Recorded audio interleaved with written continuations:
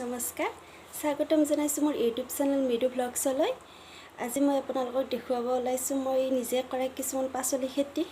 বলকচোন চাওঁ। এয়া মই বেঙেনা গছ লাগিব ধৰিছে এতিয়া।